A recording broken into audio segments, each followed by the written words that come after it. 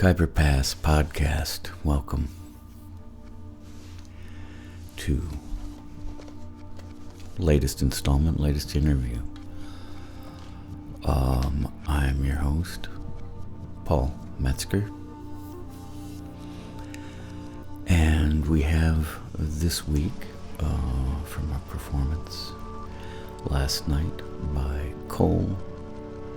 Pulice, saxophonist, improviser. He was kind enough to sit down and talk to me about where he's at with improvising, what music means to him, how he shifted into being a player, things of that nature.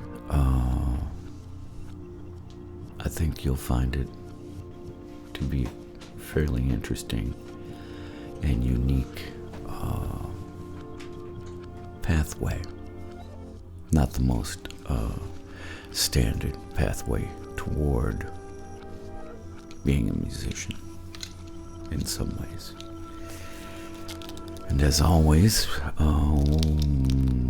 the podcast is brought to you by the Khyber Pass Cafe, bringing you authentic food from Afghanistan. The cuisine, it reflects a unique mix of peoples and cultures. It's a rich and diverse cuisine, which includes influences from Indian, Persian, Turkish, Middle Eastern, Greek, Chinese, and Central Asian cuisines, located in St. Paul, Minnesota. We can now step right into the interview. Pulice, a short excerpt of his solo set, followed by the interview. I hope you can enjoy it.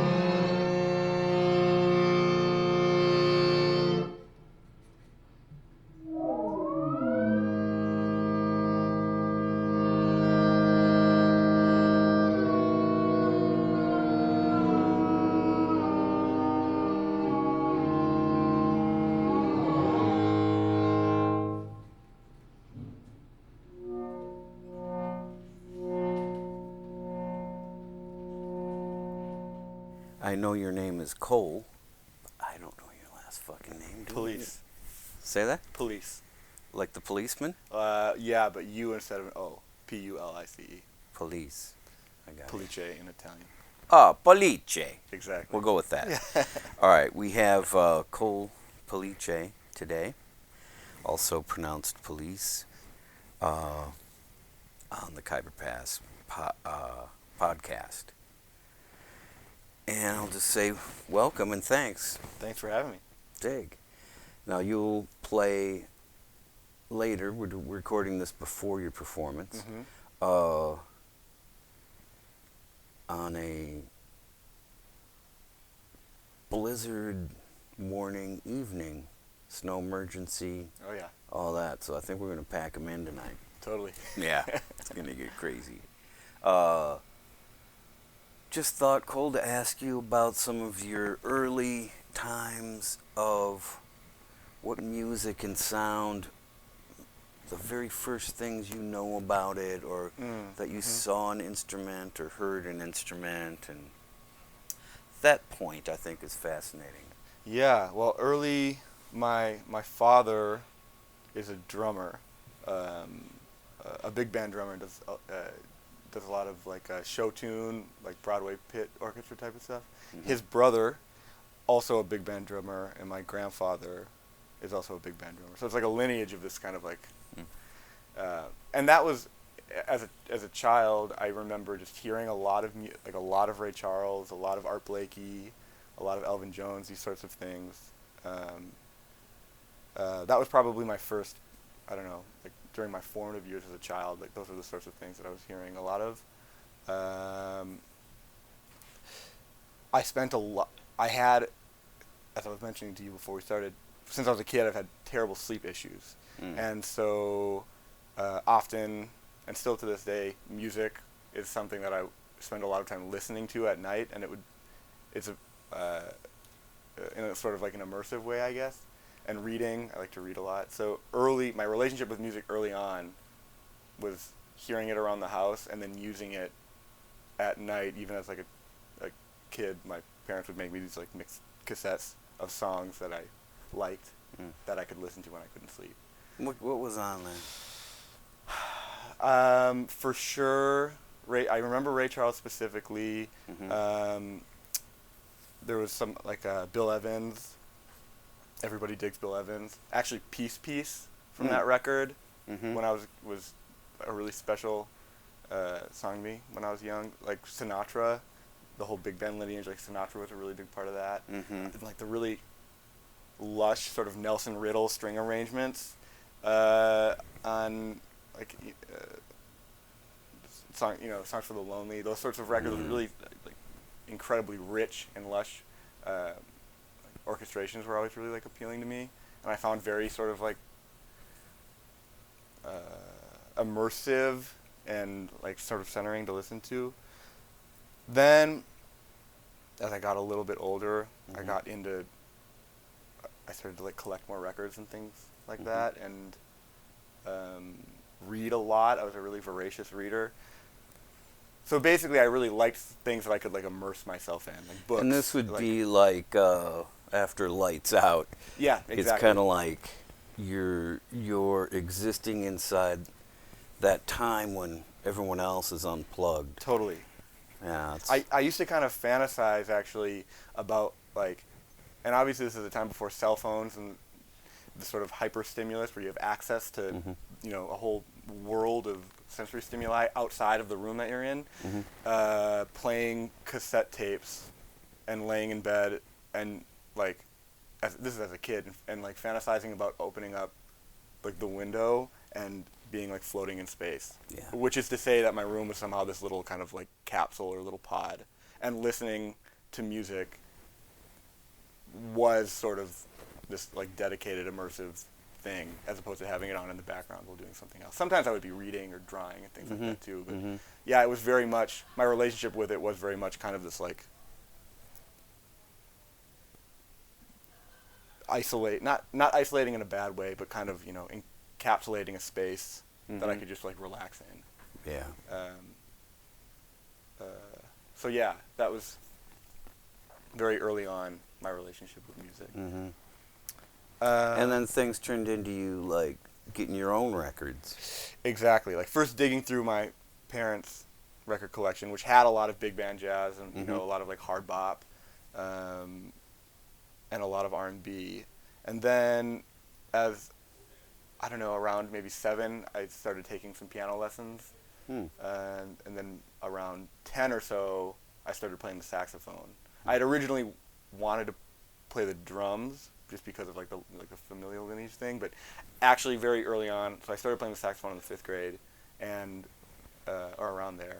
And then from that point on, my relationship with music actually developed kind of like independently from the lineage and like resume of my father and my uncle and my grandfather. Yeah, you come from that's a like a heavy pedigree pressure. Exactly. Was it any like thing that you internalized like, yeah, I got to get with the drum kit, and you rebelled, or how did that go to sax though? Yeah, well, my father wanted me to play. He said, I mean, at the time he would say he wanted me to. I don't know if he was maybe trying to somehow like steer me away from having that like pressure of like sort of that pedigree, or if it was maybe just trying to like do something different, or he had me play like melodic instrument or something instead. We never actually played music together, which I know at one point he'd said something about like, I wanted you to play the saxophone so that we just weren't two drummers, But we never actually played music together. So I was doing piano, like playing some saxophone and doing like, the jazz band thing at school that most kids are funneled into. And then I transferred to a school. I grew up in Ridgefield, and I transferred to a school that didn't have a band program in 11th grade. So from that point on, my relationship with the saxophone was like playing in bands and like improvising with my friends, not under like the confines of like high school jazz. So at that point, at a point like that, you're taking the wheel. Yes, totally. What was that like? So. Well, especially in high school, and when kids are also getting ready to like apply to music programs in college and things like that, it was a double-edged sword in the sense that sometimes not being involved in like the institutional like sort of, especially being a horn player, like programs, felt like I was maybe missing out on something, but at the same time, it allowed me a lot of space to, for better or for worse, like play exactly what I wanted to play, and to collaborate in like bands that you're involved in, whatever they might be, whatever like genre they might be, where you're like involved in the process of writing the music or like figuring out like a concept or things like that. And that's then in late middle school or high school when I really started like collecting a lot of records, and ones that the first. So, there was a moment. I used to go hear Eric Kamau Gravatt and the Source Code play religiously whenever I could, and because my father was also a jazz drummer, he was very close with Eric Kamau Gravatt, and they had a band together for many years. I was able to get into the old artist quarter space underage to hear Gravatt play.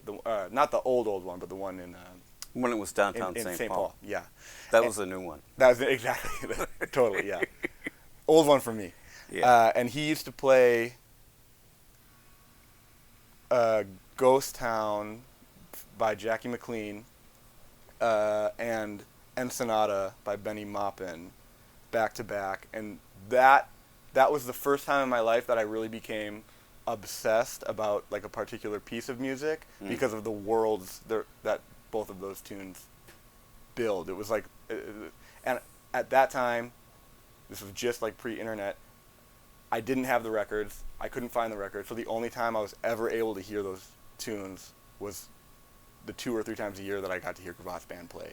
That's cool as hell. I think it is, and it's really incredible to think. I remember just like how excited, like salivating at knowing I'm going to be able to hear these tunes, and even a couple times, like must have been 15 or 16, like asking him, like, can you play them?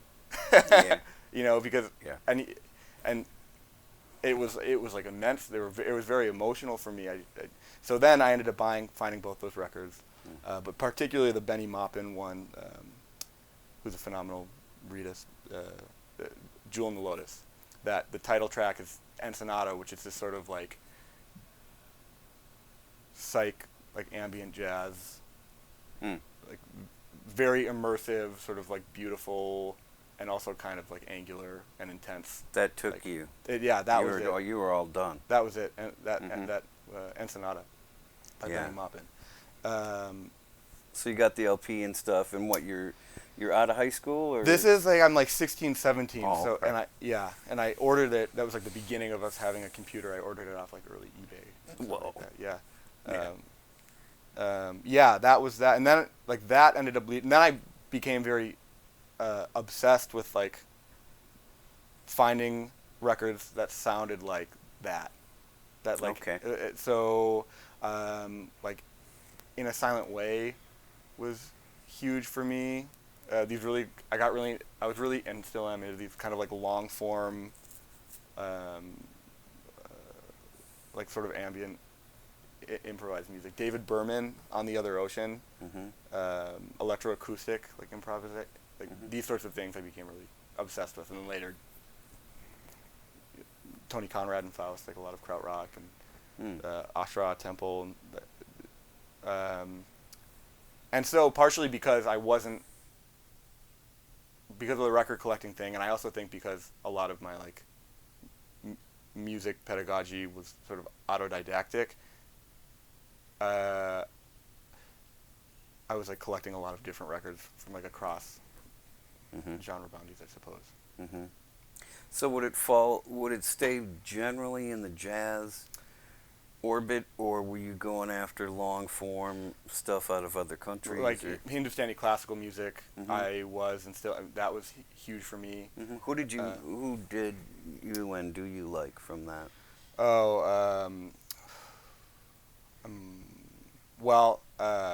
The Chennai player. I'm blanking on his name. Bismillah Khan. I had a couple of his records that I just like totally wore to dust. That was the big one for me. Did it do anything like you maybe going to track down the Chennai and work a little double reed, or did you not? I never got that far, but I definitely tried to like play that stuff on my saxophone, and even if it was like approximation, you know. Amir Khan, the singer. Oh. And like Pandit Pran Nath, when I started sort of doing like the backtrack work from like where Terry Riley and Lamont Young and those folks were like, you know, and I was really into that, like the sort of. Okay, so I see what you're doing. You're kind of going to the influences from things you were familiar with, kind of working up the family tree. Yes, in exactly, a way. and all in this sort of like obsessive, like investigatory, like what else, like how did Ensenada end up sounding like this, like, and then like, you know, from that I ended up getting the Mwandishi band records. Like I just wanted to know, I wanted to like figure it out, you know, like what makes these worlds that these people are building so like huge, and how are they like improvising together in these different like. And I guess so. I didn't necessarily see everything as being very different, like the Electric Miles stuff and like Can records. I was sort of like consuming simultaneously, and they were like very similar to me in a lot of ways.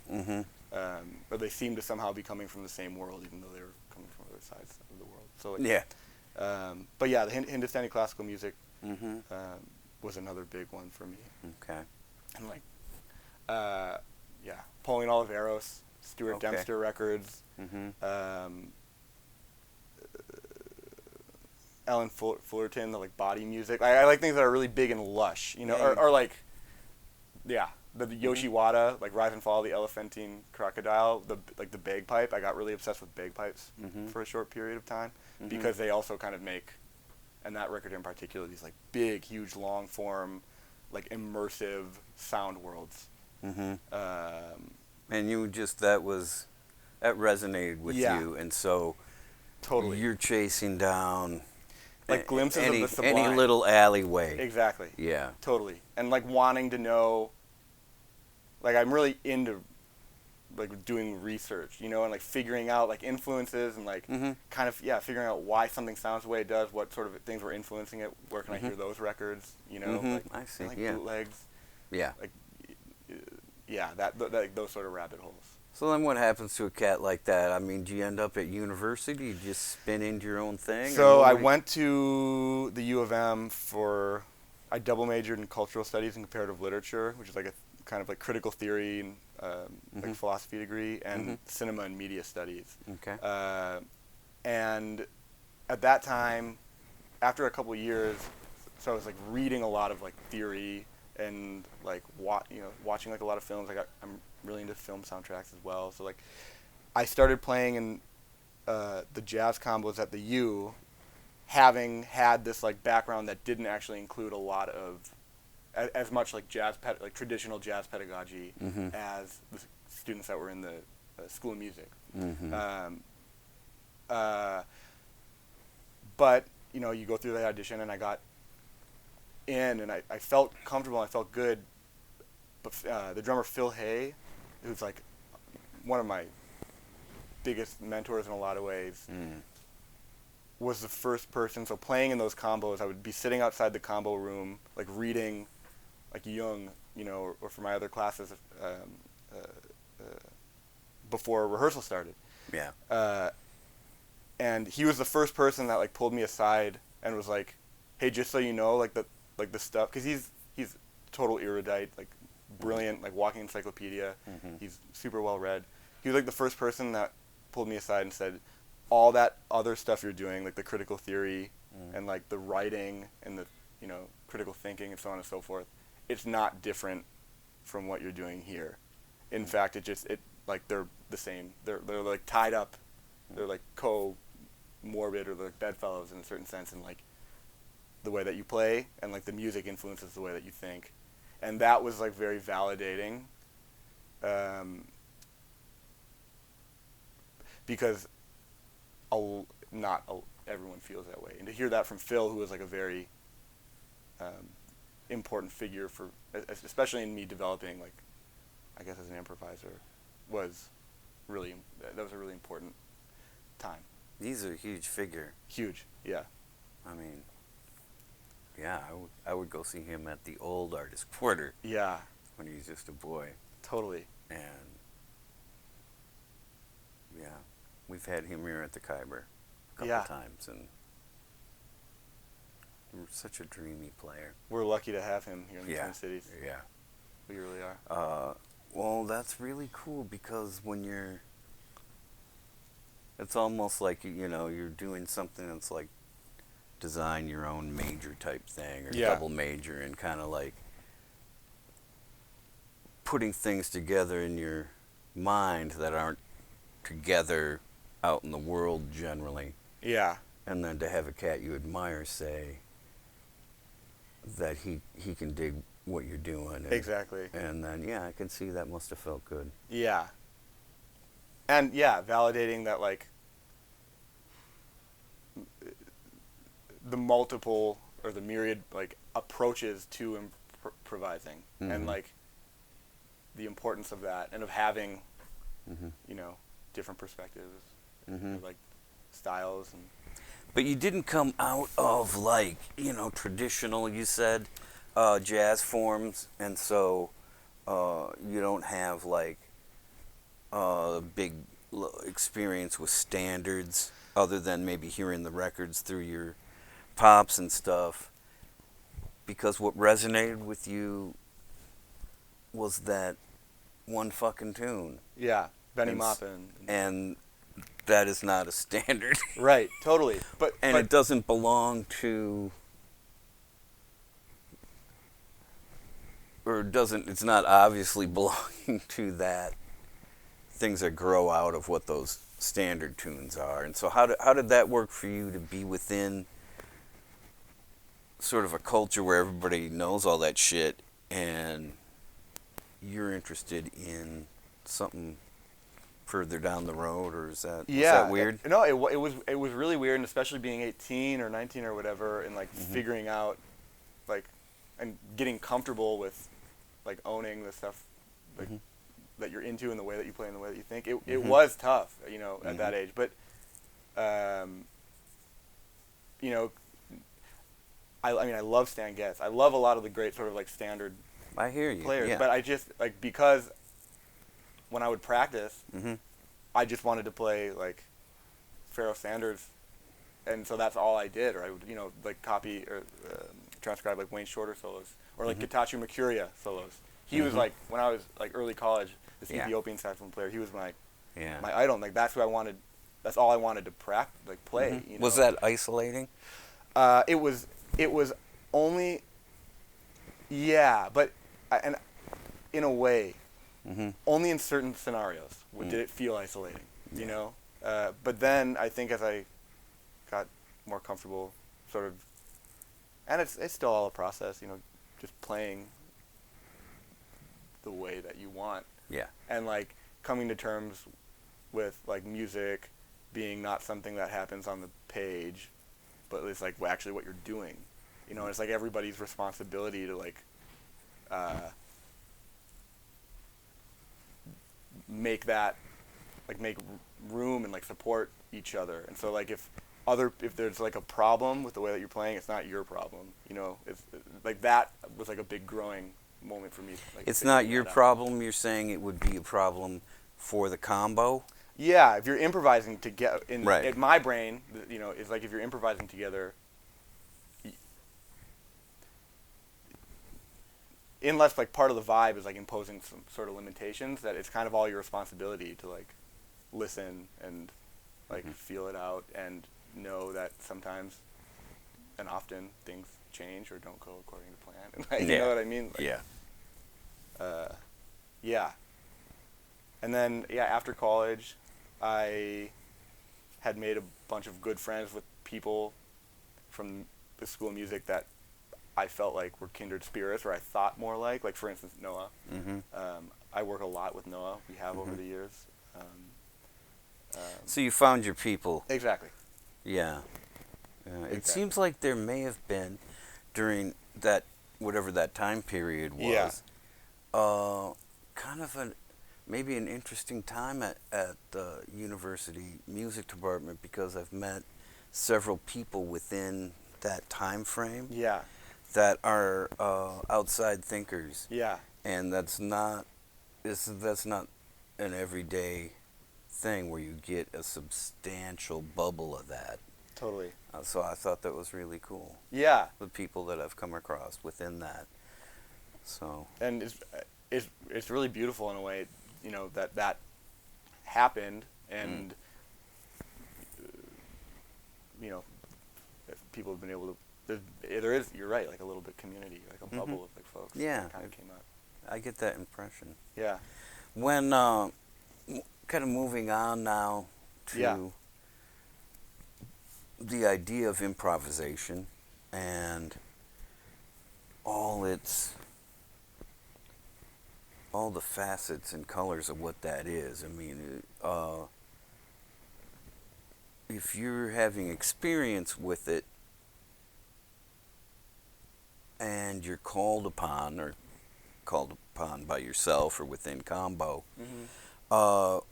where does your head go? Like, let's say in a different kind of scene where it's just you. Let's say you're to do just fill 20 minutes with something uncharted, you know. Yeah. What does your head do with that sort of blank page?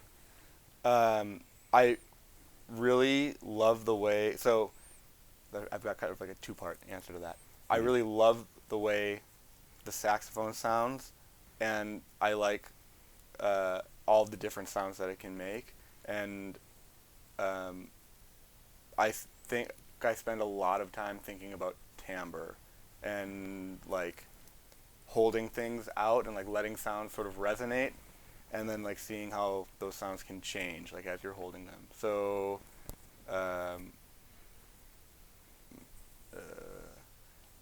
whether it's through like embouchure stuff or like false fingerings or sort of like microtonal things, like just seeing how much you can take like a simple sound and like how long you can hold it and how many ways you can change the timbre, like activate different sort of overtones. Like that's what I'm mostly drawn to, especially doing like solo saxophone stuff. So you love your instrument. Yeah. And you want to find, it sounds like you want to find, you know, the different things that it has within itself. Yes. And it's so dynamic. It's, you know, like there are keys on it, and obviously, and the keys dictate like tones, and they sort of separate out like a tempered scale, but there's so much that you can do to like play with that and actually there's so like the breadth of like the sounds a saxophone can make is incredibly large, and it's not actually segmented into like notes. I mean, that's how it can be played, but there's so much more like audio information that's like hidden in it that you can like unlock. Would this fall into like what is termed extended technique? Totally. Yeah. Yeah. And do you spend more time in that realm than the more common things that the instrument offers? That's a good question. I think it all depends on who I'm playing with, and sort of like the offerings that they provide. I mean, I really, yeah, I just like follow. I guess I'm just really into like intuition and like trusting that. But yeah, I think it's a mix. It's a mix. Sometimes. You love the palette. Yeah, exactly. You love the color palette, yeah. And you wanna, in a lot of ways, that's such a beautiful thing in painting is creating your palette. Totally.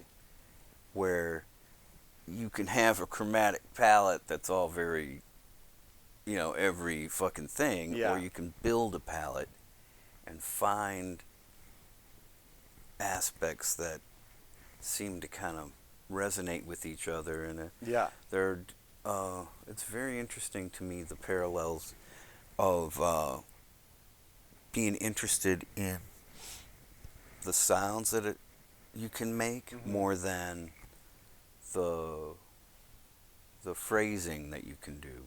You know, it's kind of like two pathways that overlap all the time, but for sure. It's very much about colors and shapes. Yes. It totally is. So where does it go? Well, you said there are two parts that you think about. What's the other dimension? So the other is especially being really into like long form, like drone and ambient and krautrock music, electronic, like these sorts of things, and improvised music. One of the limitations of playing the saxophone is that it's bound to like your body, like your corporeal body, and your like breath, right? In a way that playing a synthesizer or like an electric guitar is not. It isn't, you know. So, like the past year, a couple of years, like I got really into circular breathing, like figuring out ways to sort of like go beyond those limitations. And now recently I've been working with like an electronic setup that affords me. I still do the extended technique stuff, but it actually like figuring out how to play the setup in the saxophone as like a single instrument rather than like playing the saxophone how I normally play it, but with like sort of effect pedals on. Does that make sense? It does. But what are you trying to do there? I mean, what is that in service to? Just so I can. It's an entirely new. It gives you an entirely new like palette of color. Is it a way you want to sort of monkey wrench your approach, or is it something different? Like, yeah. You know. I think monkey wrench is that is like totally part of it. Is it like it changes the way like the instrument, like especially playing through an amp, like certain regions of the horn work better than they do amplified, and some actually are harder to use just because of the limitations that the technology imposes on it. And then it also just opens up like a whole world of sort of like kaleidoscopic possibilities. Yeah. And especially like the particular setup that I've been working with, it like with the use of overtones, it just totally opens up like an entire universe of potentiality, like different sounds. What do you do with that then? Where does that take your head? Like, because I would think it'd be mind-boggling. It is, yeah. It's just again, you're sort of like, it's like a new sort of labyrinth to like walk through, you know, and to be like curious about. Yeah. And I feel like it's really, especially the David Berman record I mentioned earlier on the Other Ocean, that and it just allows me to sort of a new palette to like paint with in a way, you know. So where do you see things turning, like where you're at right now? It sounds like you're just exploring, adding this whole new element that has multiple sort of pathways. Yeah. Where do you see, do you think about, are you the kind of artist that likes to think about where it might head, or do you just follow where it takes you? Or I think I'm trying to be better. I really like to think ahead, like, but I'm trying to be better about like trusting, like letting it unfold on its own. I'm like finishing a solo cassette of this material. Okay. Which then, you know, like once that's done, I don't think I would want to change the setup. Like I really feel like the setup I'm using now is like the improvising I do with it is based on the exact gear that I'm using. So I think the next thing would be like switching gear, like getting different pieces of gear, or trying different things, or changing the setup, and then like figuring out, once again, like diving in and sort of like figuring out that world. And the tape is like documenting Exactly. your current setup, Yeah. sort of like a painting, just framing it, Yeah. and then Totally. rethink what you're doing. I see Exactly. what you're saying, yeah. Yeah. Okay. But I still, and you know, this is I still love, like Noah and I run a big horn choir, like brass and woodwind horn choir. That's like another way of getting past the like physical limitations of playing drone music on wind instruments, is having like a lot of people do it at once, and it becomes sort of like a more communal, you know, activity that relies less and less on the individual and more on kind of the gestalt of everybody improvising together at once. Dig, and that feels good to you to have that, yeah. Yeah. Because you can experience it. Yeah. Exactly. Yeah. There's something interesting about being able to stand right inside of something, Yeah. as opposed to listening to a record of it. Totally. That is, it doesn't seem like it would be that far apart. Yeah. But they are different critters, man. Totally. That's astounding. Yeah, and they're immersive in very different ways. Yeah. You know. Well, I think we can wrap it up there. It was great talking to you. Cool, likewise. Cole, and have a good set tonight. I'll be happy to hear what you got. Thanks a lot. You're welcome.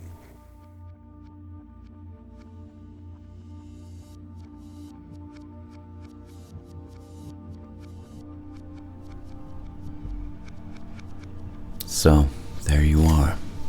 This week's Khyber Pass podcast. Cole, Pulice, saxophonist and composer. I enjoyed that interview.